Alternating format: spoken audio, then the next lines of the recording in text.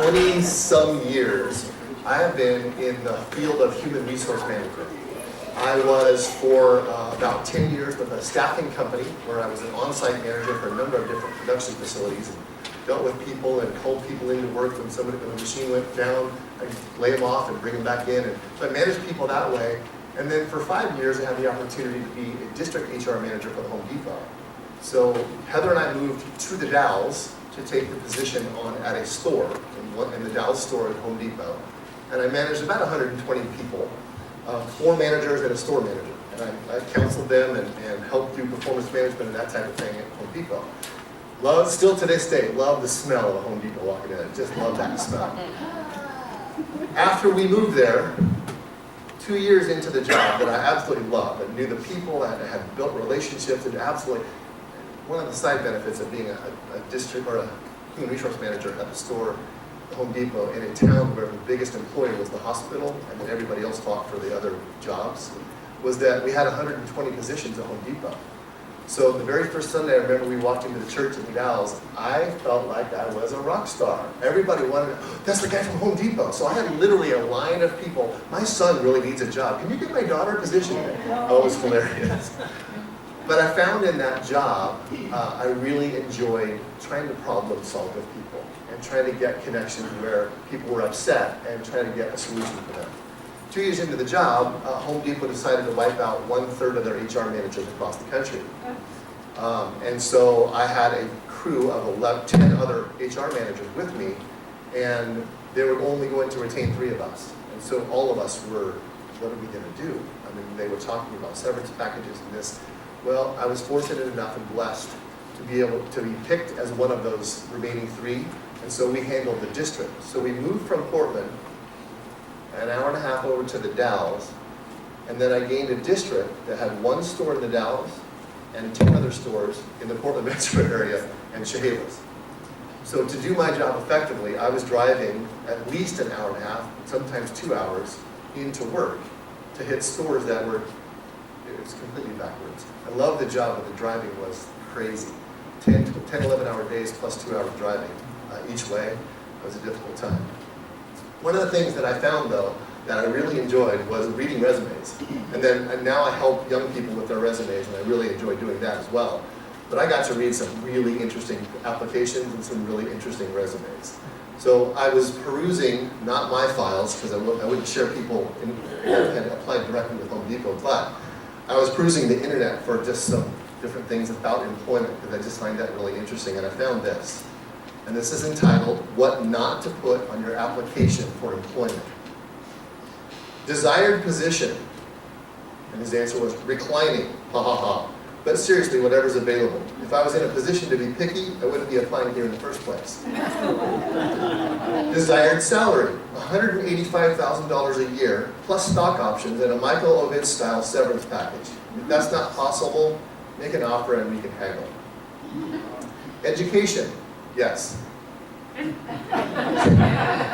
Last position held, target for middle management hostility. Salary, less than I'm worth. Most notable achievement, my incredible collection of stolen pens and Post-it notes. Reason for leaving, it sucked. Hours available to work, any. Preferred hours, 1:30 to 3:30 p.m., Monday, Tuesday, and Thursday. Do you have any special skills? Yes, but they're better suited for a more intimate environment. May we contact your current employer? If I had one, would I be here?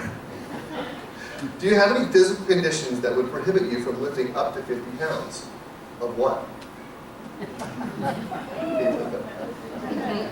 Do you have a car? I think the more appropriate question here would be, do you have a car that runs?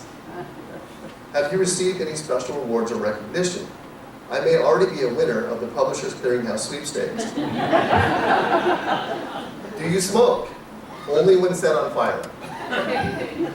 What would you like to be doing in 5 years? Living in Bimini with a fabulously wealthy supermodel who thinks I'm the greatest thing since sliced bread. Actually, I'd like to be doing that now. Do you certify that the above is true and complete to the best of your knowledge? No, but I dare you to prove otherwise.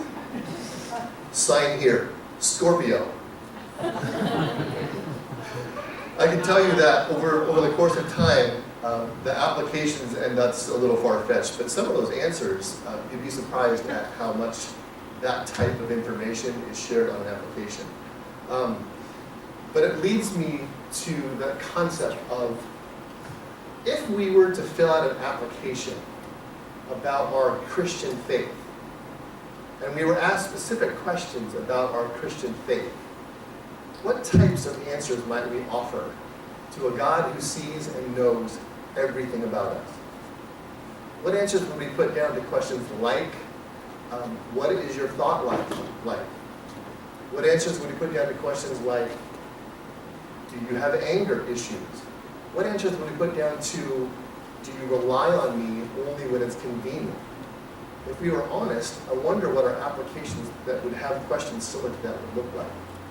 This morning I want to look at Psalms 33. And I want to look at an element of Psalms 33 that certainly there's a number of different things in the psalm that we could pull out and we could focus on. One of the things I want to focus on is a way, in looking at this and studying this passage, a way that the psalmist in this particular psalm almost leads us down a description of who we are in Christ. What? Psalm 33. So as we look at this particular psalm, I'm going to look at it through the eyes of what is it that God has called us to do. And as the psalmist describes, what is it that through the course of the psalm he's building toward? What is the psalmist done? This particular psalm, it's probable that David was the author of this psalm, but we don't know. There's no salutation line. There's no, here's why this was written. So we don't know the occasion specifically, and we don't know the author specifically, but most likely it was David and his experience.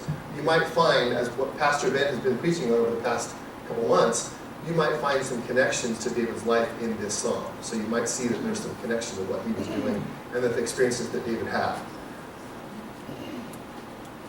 So Psalm 33, and the focus of this particular passage, I went from verse 6 through the end through 22. And we'll start in verse 6 and 7.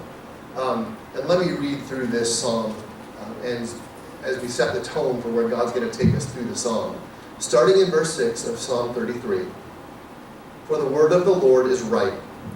Excuse me, I'm in 4. For the word of the Lord is right and true. He is faithful in all he does. For the Lord loves righteousness and justice. The earth is full of his unfailing love. By the word of the Lord were the heavens made, their starry host by the breath of his mouth. He gathers the waters of the sea into jars. He puts the deep into storehouses. Let all the earth fear the Lord. Let all the people of the world revere him. For he spoke and it came to be. He commanded and it stood firm. The Lord foils the plans of the nations. He thwarts the purposes of the peoples. But the plans of the Lord stand firm forever, the purposes of his heart through all generations. Blessed be the nation whose God is the Lord, the people he chose for his inheritance. From heaven the Lord looks down and sees all mankind. From his dwelling place he watches all who live on earth. He who forms the hearts of all, who considers everything they do. No king is saved by the size of his army, no warrior escapes by his great strength. A horse is a vain hope for deliverance. Despite all its great strength, it cannot save. But the eyes of the Lord are on those who fear him, on those whose hope is in his unfailing love, to deliver them from death and keep them alive in famine. We wait in hope for the Lord. He is our help and our shield. In him our hearts rejoice, for we trust in his holy name. May your unfailing love rest upon us, O Lord, even as we put our hope in you. So some observations, and I hope to this morning take us down a path that shows where the psalmist is seeing our lives as we might put on an application or might put in an autobiography, where the psalmist is directing who we are in Christ. Let's pray. Father, thank you for this opportunity again to look into your word. Thank you for this group of people here, Father, that we come to look into your word, to hear what you have to say to us. Father, open our hearts to your word, open our minds to what your Spirit would say to us through these words. And Father, impress upon our hearts the wisdom that is in this psalm. With your Holy Spirit, Father, help us understand what it is that we're reading. Lord, we thank you for your presence here. We honor you with what we do. And Father, let our eyes and our ears and our hearts be open to your word. In Jesus' name, amen. In verse 6 and 7, I think it's pretty frequent that we think of God as a creator. So we think of things like his beauty, sunsets, in the eyes of a newborn baby. We can see God in those types of events. One of the things that, I went on a mission trip to Kansas and Nebraska, and I was in an association of 10 churches. And I was a church a week, so I got to spend a lot of time with a lot of different people. One of the things, as an Oregon-grown homeboy, to go to the Midwest, one of the things I'd never experienced in my life was one of those massive thunderstorms that would come in, drop, and go away. Well, I was at a little town called York, Nebraska, in a pastor's house, and I was upstairs, and they had a circular window on the top of the house. And I was upstairs, and I heard something, and I wasn't sure what it was. It was really loud. I thought maybe it was somebody crashing around outside in the backyard. Well, I couldn't see out the back. There was only the one window in that top room, and so I didn't know what was coming. But what I was hearing was the thunder of this immense, massive, black, thick cloud that I didn't see until it started to come across the top of where I could see it through that window. And I saw this, and I'd never seen anything like it. We've had thunderstorms in Oregon, but I'd never seen anything like this. It literally, to me, looked like a creature, like it was alive. There was lightning in it. It moved across the top of the house, and it absolutely poured like I've never seen rain in my life before. Literally, within about 5 minutes of me looking out this window with my mouth open and my eyes wide open, I'm watching things float down the street. I saw a trike, a garbage can. I saw a cat try to get out of it. There was a current going. The cat was in it, and he tried to swim against it and finally got up on the curb. I've never seen anything like that in my life. But in the context of being a missionary there and being all godly, while I was up there kind of scared about what was going to happen, I had a moment there where I realized this is something God created. And this is some of the power that he has over nature. This is something that is created in our atmosphere. And it was devastating to me. The noise, the lightning, and the water that was going, it was incredible. But I think it's easy for us when we see things like that to recognize that God is a creator, and he's got power over creation. And we identify with that's our God. He's a creator. He made everything. In verse 8 through 11, the psalmist says, "Let all the earth fear the Lord, and let all the people of the world revere him." I think sometimes when we think of the fear of the Lord, I think we get confused on what that looks like. And I think we have an example of fear would be those stories that we hear on the news of so many people taking so many people's lives, and the fear that maybe we could put ourselves in that role of what would it be like if we were one of those people in one of those places. And that kind of a fear, and a fear of death, a fear of not being around anymore. I think there's oftentimes the fear of the unknown that we have. We don't know what's going to happen next week. We have a bill that's not going to get paid. We have sickness. We're not sure what's going to happen. And we're fearful of tomorrow or next week. But those types of fear are a different type of fear than the fear of God. And I think of this, an example from Scripture. One of the things that a video, and Ben and I both shown videos from a group called the Skit Guys. And they're hilarious, but they always are very biblically sound in what they give. One of the skits that our youth group is very familiar with is the Adam and Eve skit, where they play out the part in a very funny way of what happened with the fruit. And at that moment, and one of the moments in that skit, and in the creation story, the Adam and Eve story, that I really focus on, and it touches on this idea of fear. I was having a conversation with Caleb and Krista the other day about nakedness, and we were having it in the context of being covering up and being modest with how we dress, both male and female. And as young people, this is something that we want our kids to know, that modesty is important, and there's a reason for it. So in that context, we were talking about that moment where Adam and Eve, prior to eating the fruit, were comfortable. They had no idea that where they were was any bad place. They were comfortable doing what they were doing. They had no covering, and they were comfortable with that. And at the moment that they ate the fruit, the Bible says they became aware that they were naked. They weren't aware of it prior to the knowledge of good and evil. But as soon as they ate the fruit and had the knowledge of good and evil in them, only then did they become aware that they were naked. And from that point forward, they were fearful. The Bible says in the creation story that when God came and they heard his footsteps coming, they were afraid. That type of fear of what might happen, fear of disappointing God, fear of disobeying God, that type of fear, I think, is one of the elements in this story where we have lost sometimes that fear of our behavior. It's easy for us, for me anyway, in a car when I'm cut off in the freeway to respond quickly without thinking. And fortunately, I'm in an enclosed case there. The windows are closed and I can say something and nobody hears what I'm saying. That has been an element that God's been working on my heart for a long time, from where I came from to now. But I don't know that in that moment when I'm cut off and I feel like my rights have been violated and they shouldn't have done that, I don't know if in that moment I'm fearful and in fear of a reverent God, of a holy God, about what he's looking at and evaluating what I'm doing. I don't know that in that moment I'm fearful. But I believe that kind of fear is what the psalmist is talking about who are we? We are a people who should act with the fear of God in us. As we behave in public, as we behave in private, the fear of God should motivate our behavior and our actions. The fear of who he is, the fear that he is the creator, that he created us, and that he's got a purpose for us that doesn't involve swearing at the person who cut you off. There's a fear that motivates us and motivates our behavior. So that's number one. Number two, reverence. Boy, a lost art. I think it would be difficult for us to actually define in some instances what reverence actually is and what it looks like. Reverence for God. Understanding who he is, what his character is.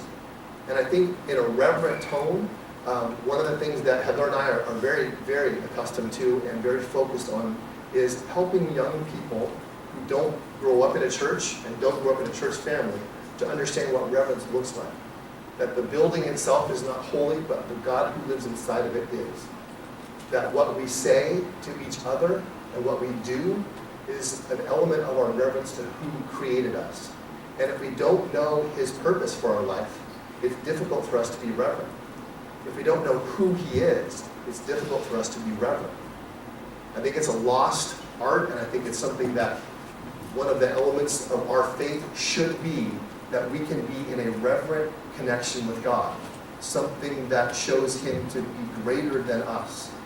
Something that shows him our attitude and our behavior, that he is the creator and he is the Lord and he created us.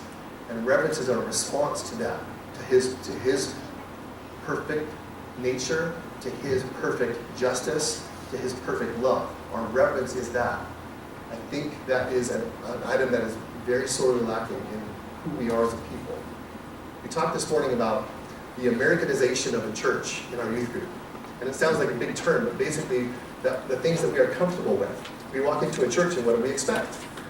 Heat when it's cold, air conditioning when it's hot, comfortable seating, the lights being on, no flies or vermin running around.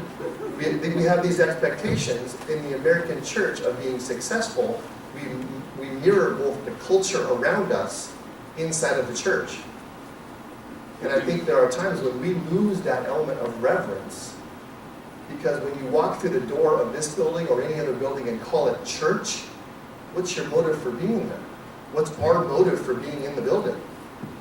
Is it to make sure that the coffee is the right temperature and complain if it isn't? Is it to make sure that our seat that we always sit in is available to us and us alone? I think reverence is a daily response to a holy God and how we respond to who he is and how it motivates what we do each day.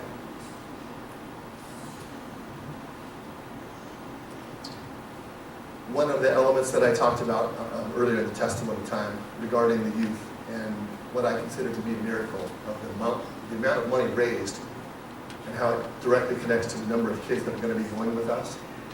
I think all too often, and I talk frequently about this with the relationships I've built in baseball with coaches and the students that we have, we call a lot of things coincidence. We call a lot of things luck or being in the right place at the right time. And I think we often and frequently throughout our day miss miracles because we don't call them that. We call, oh wow, that was really lucky. Wow, I was in the right place at the right time on that one. That was great. Or the fate must be with me today. I think we miss an element of our heart being reverent because we don't identify what God's doing right in front of us on a daily basis. And we fail to call it a miracle when it is. I strive really hard, and this is something Heather and I are doing, to notice and stop when there's something that happens that is a miracle. When there's something that happens where we know God is working, to stop, instead of blowing past it because we're so busy, to take a moment and realize that is a miracle. That's God working. Let's smile. Let's thank Him for that. And then let's go forward. I think for me in my personal life, that's an element of reverence. To thank Him for what He's doing right when He does it and not skip over it. The psalmist is looking at our fear and what that looks like in our relationship with God and our reverence. In verse, I believe it's 10, 11, it says, "But the plans of the Lord stand firm forever, the purposes of His heart through all generations." The plans and purposes. I wonder what it looks like, and how would you define, if somebody asked you, the purposes of God's heart? How would you know what the psalmist says here are the purposes of God's heart? What does that look like? The one earthly example that I have on a regular basis is Heather. And I look at Heather in her relationship with our children, and I asked that same question this week. And I watched her. She didn't know I was doing this. I was kind of spying on you. But I watched her this week to find out, a person who I can see, a person who I can talk to and ask questions of, what are the purposes of her heart in relation to our kids? And I was able to find the way that she talked to them, the way that she held them accountable, the way that she sat with them and wanted to be with them and showed them that she was interested in time together with them. The purposes of Heather's heart in relation to our kids, I know because of my presence with her. I see it, as well as talking to her. If I don't understand something that she's done, I'll ask her, why did you do that? The purposes of God's heart are revealed to us in very much the same way. His Word, being in His Word, can tell us exactly what His heart and His purpose is for us. But there's an additional element of presence with Him. And I don't know what your quiet time is or if you have a quiet time daily with God, but your presence with God helps to reveal Him and His heart to you and what the plans and what His passion is. My time with Heather, to just sit and watch her and listen to her tell me the answers to the questions, helps me understand what the purpose of her heart is. That she wants our kids to know Christ and have a relationship with Him, to be obedient to His Word. She wants them to respect myself and her. I saw that this week. I can know the same, and we can know the same about God by spending time with Him and asking Him when we don't understand something. I have found that my listening has increased and my talking in prayer has decreased because it needs to. I have a tendency to talk to God like I talk with people, and I just keep running, and Heather says, okay, you hit that one, that's a dead horse, now stop talking. I get that, but in my prayer I found my personality is there too.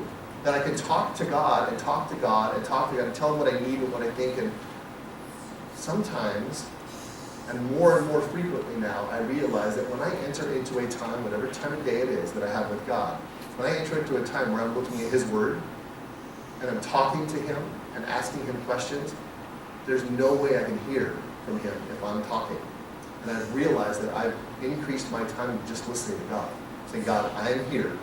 I read His Word. I say, God, show me what your Word tells me of my heart, my head. And then talk to me, and I will listen. That is a very, very, very difficult thing to do for me, to just sit and listen. I like listening to people because I can see their facial reactions and that, but with God it's a very different thing. But I find that presence with Him and conversation and listening to him helps reveal the passion of his heart. And without that, I wouldn't have any idea.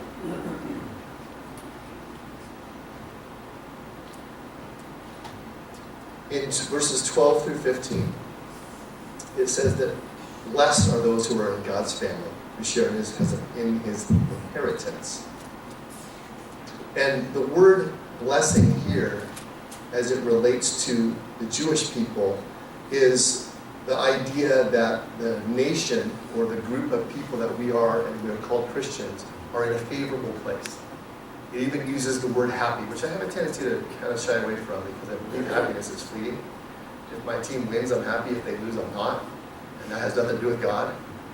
Joy, I can have joy regardless. But the word here does refer to the nation of Yahweh being favorable. They're in a favorable position for other nations to look at them and see that they are in a favorable place. So blessed is a state that we are in, that we recognize that we are blessed because we are God's, that there's an additional element to our lives because we are His. And I believe that the head knowledge of that we are blessed, we walk around with that. We can say that to each other. We recognize in this room, we can say we're blessed. We're like, yes, we are. We can agree with that. I think that's good until the wheels fall off. Until it's a drastic financial issue that we weren't expecting. Or a drastic medical issue that comes up and we had no clue it was coming. And then we're faced with the real question, when it's really, really time to answer the question, are we blessed when everything is going down the tubes? Are we blessed when we are struggling just to keep our head above water, whether that be emotionally or financially? We talk about it, we understand it, it's head knowledge that we're blessed. But I wonder what that looks like in my life and in yours when everything seems to be going the wrong direction. Where are we there? And how do we define that being blessed?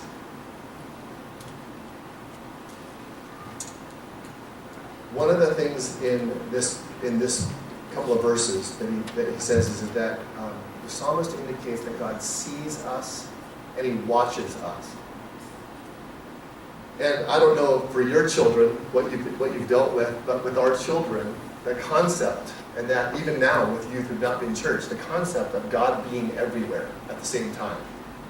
If any of you have the answer to that one of how to describe to a child that God is everywhere at the same time, I'd like to know that, and you can talk to me after the service here, because I don't know how to explain that exactly to get a child's mind to understand that God is everywhere. But the psalmist, and in many, many places, the psalmist indicates that God sees us and He watches us, each one of us. I'm not sure how that works out with physics. I'm not sure how that works out with what He's capable of. I'm not sure how to explain that, but I know it's the truth. His Word says it, and I know He's with me whenever I need Him. And even in those times when I think I don't need Him, He's there. I'm not sure how that works, but I'm so grateful that that's the case, that He watches me, and He watches each one of you all the time. I don't know how that works.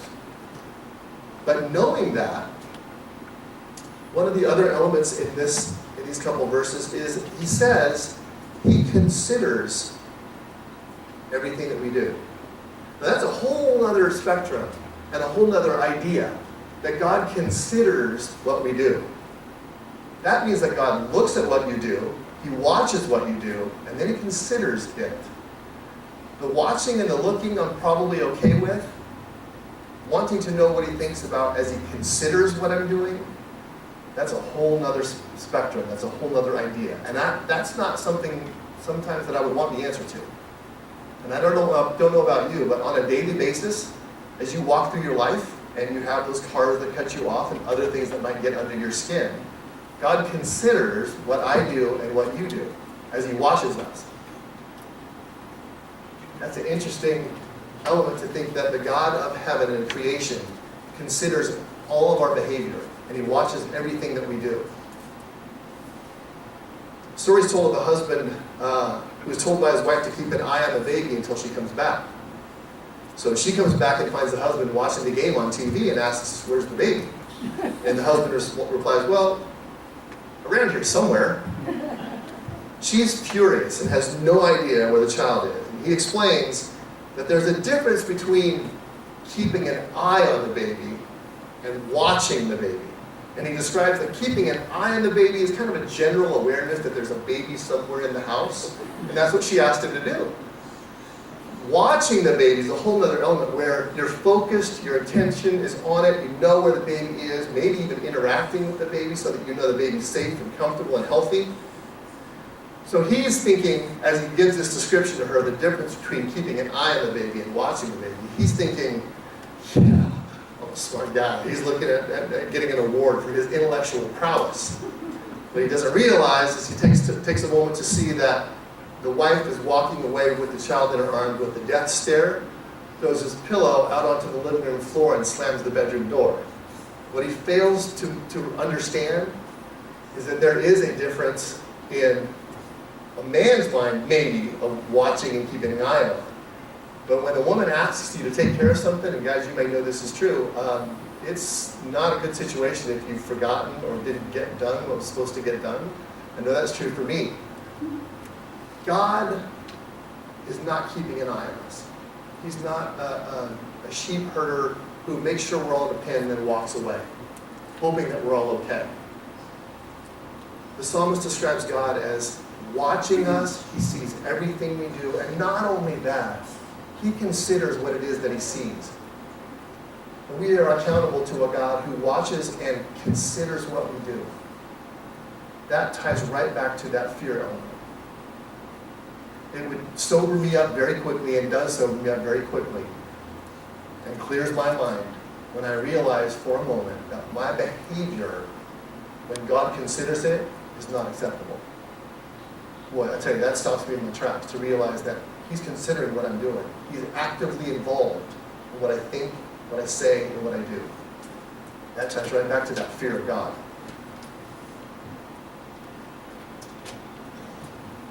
In 16 through 19, I'm going to read this because I absolutely loved it. This is one of my favorite parts of this passage.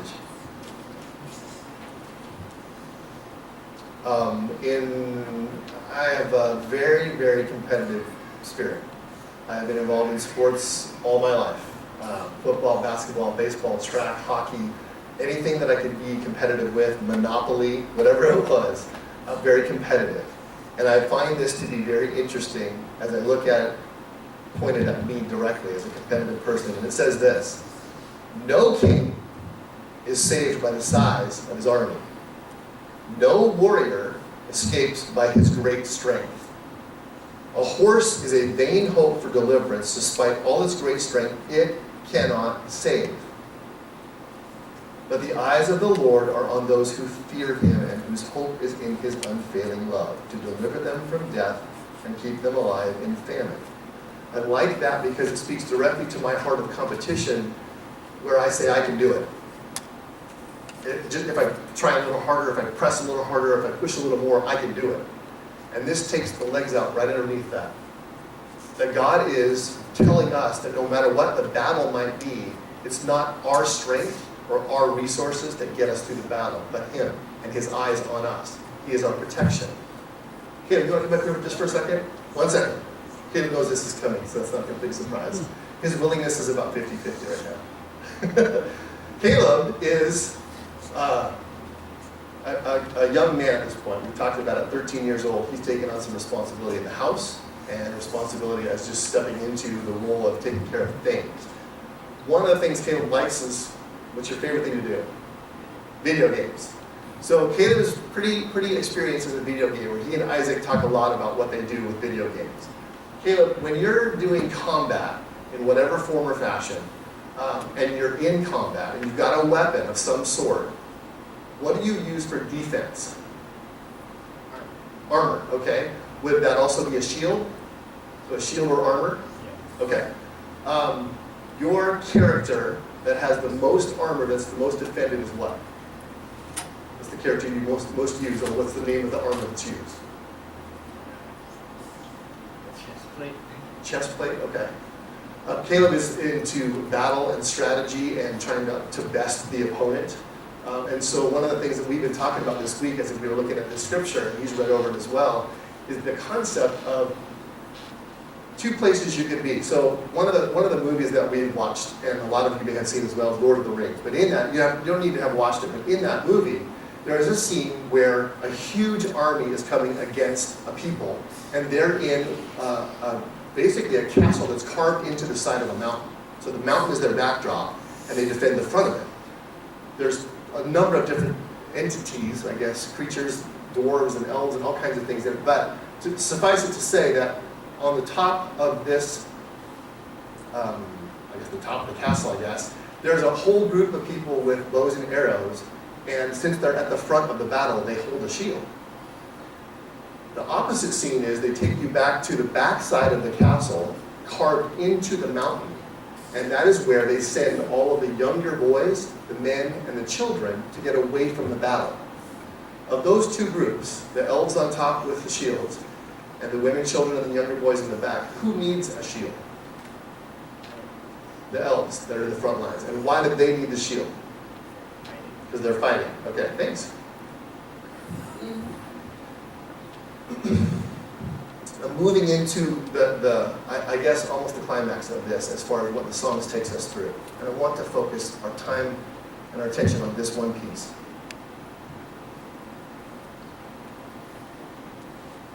In 16 through 19, two things are evident.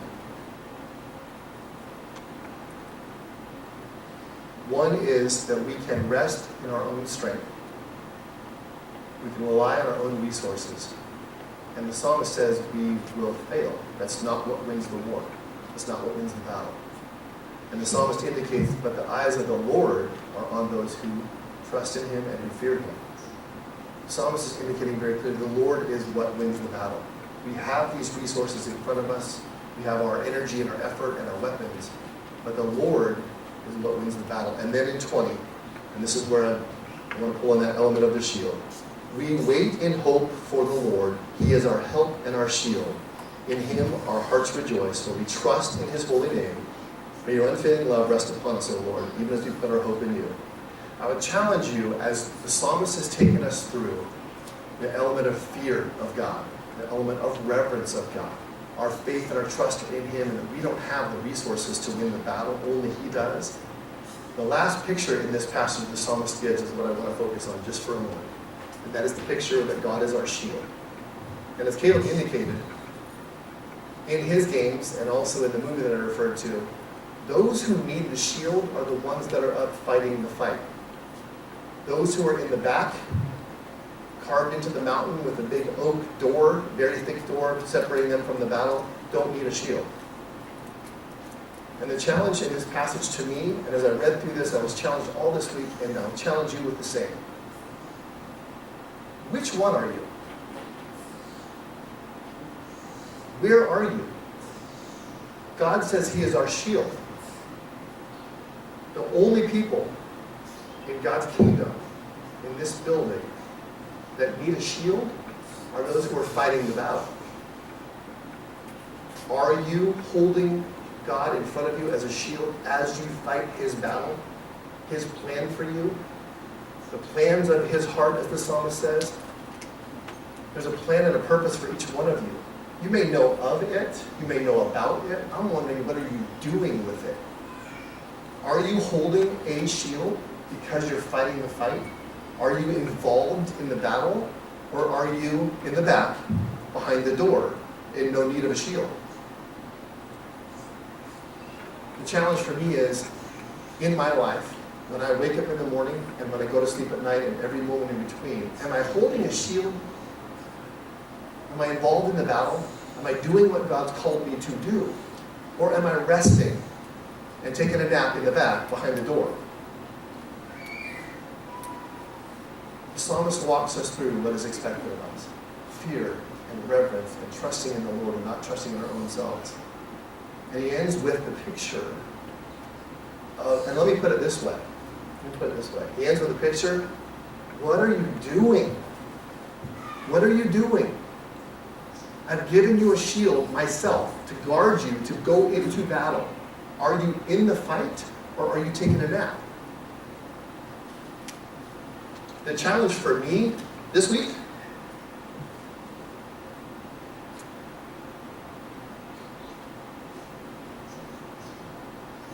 is I can rattle off a list, as probably anyone in the room can, of the things I do that are quote-unquote godly. I read my Bible today. Check that one off. I prepared a sermon. Check that one off. I prepared a Sunday school lesson. Check that one off. I actually showed up to teach the Sunday school lesson. Check that one off. I'm up here for the moment. Check that one off too. I have a parent meeting after this. Check that one off too. I'm coordinating centrifuge. I'm coordinating activities for the summer. Check. Those check marks are actions. That's great. But if I come against no opposition when I'm at the house and I'm on my computer creating a flyer to go in the back of a slug, in my view, and in this view here, as God watches everything that I do and considers what I do, if I consider my time holy to sit on my computer behind the closed door of my house in my comfortable chair, I think God might have a different view of that. Now certainly that has to be done. It's work that needs to get done. Somebody's got to do it, and I'm the leader, so I got to do it. But I wonder, as you wake up in the morning, are you ready for battle? Do you choose to involve yourself? Because you have a choice when you get up out of bed. You can go forward and take up a shield, or you can go backward and sit with the young kids and the moms and babies. And I'm curious, and I would challenge you with God's word this morning, as it challenged me. Where are you? Do you have a shield that you take up every day because you're on task for God? Or is it occasionally I'll take it up and sometimes I don't want to, which is probably true for a lot of us, depending on the day? My encouragement to you, and the reason that I'm here this morning, is simply to just present that picture. The psalmist says God is our shield. Do we use him as a shield? Or do we set it down and walk backwards? Let's pray.